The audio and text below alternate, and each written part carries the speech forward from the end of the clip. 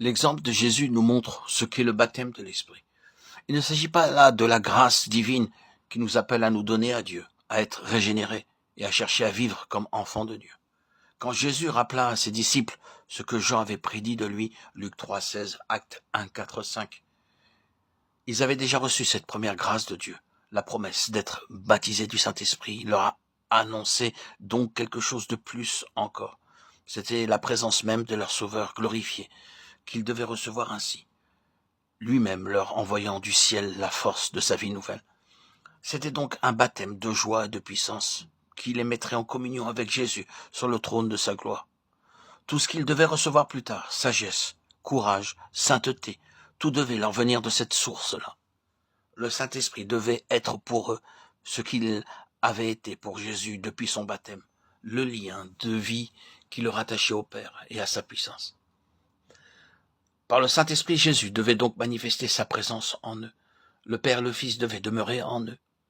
Celui sur qui tu verras l'Esprit descendre et s'arrêter, c'est celui qui baptise du Saint-Esprit. Cette parole s'adresse à nous aussi bien qu'à Jean.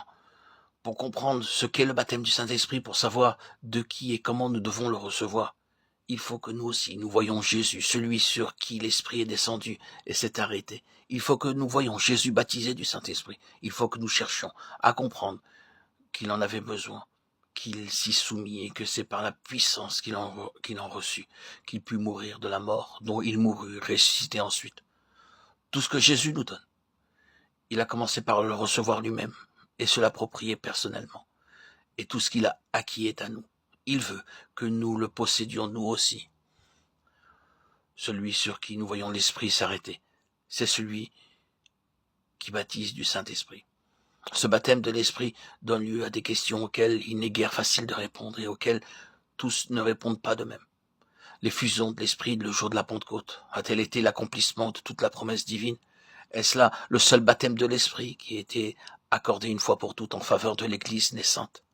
Ou bien l'effusion de l'Esprit sur les disciples dont parle le 4e chapitre des Actes, celle qui fut accordée aux Samaritains, Actes 8, 15, aux païens dans la maison de Corneille, Actes 10, 5, et aux 12 disciples à Éphèse, Actes 19, 6, ne doivent-elles pas être considérées comme autant d'accomplissements de cette promesse? C'est lui qui baptise du Saint-Esprit. Le sceau de l'Esprit que reçoit chaque croyant au moment de sa régénération doit-il être tenu pour un baptême de l'Esprit ou bien faut-il, comme le croient quelques personnes, attendre une grâce nouvelle qui sera accordée plus tard? Cette grâce n'est-elle accordée qu'une seule fois ou bien peut-elle être renouvelée plusieurs fois? Peu à peu, nous trouverons la solution de ces difficultés en continuant à étudier ce sujet dans la parole de Dieu. Mais il est important de ne pas s'arrêter dès le début à des points d'importance secondaires. Que toute notre attention se porte avant tout sur les deux principaux enseignements que Dieu veut nous faire retirer de cette doctrine. Nous voyons d'abord que le baptême du Saint-Esprit est venu couronner de gloire l'œuvre de Jésus, et que pour vivre d'une vie vraiment chrétienne, nous aussi, nous avons besoin de le recevoir, de savoir que nous l'avons reçu. Les disciples même, pleins d'obéissance et d'amour pour leur maître, avaient dû recevoir ce baptême. Il faut donc qu'il y ait là quelque chose de plus que l'action de l'Esprit au moment de la régénération. Ce baptême, c'est l'Esprit même de Christ qui vient demeurer en nous, avec la suprême puissance de sa nature glorifiée. C'est l'Esprit de vie de Jésus-Christ qui nous a franchis de la loi du péché et de la mort. Romains 8, 2. C'est l'affranchissement du péché que Christ nous a acquis par la rédemption, mais qui reste pourtant de croyants à l'état de grâce promise, sans qu'ils en viennent à la réaliser eux-mêmes. C'est cette vertu puissante qui remplit de hardiesse en face du danger, qui assure la victoire sur le monde et sur tout ennemi. C'est l'accomplissement de cette promesse de Dieu. J'habiterai et je marcherai au milieu d'eux. 2 Corinthiens 6, 16. Demandons donc au Père de nous révéler tout ce que son amour a encore à nous donner.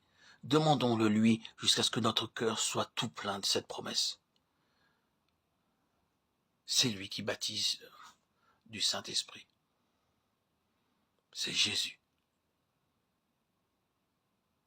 qui nous baptise du Saint-Esprit.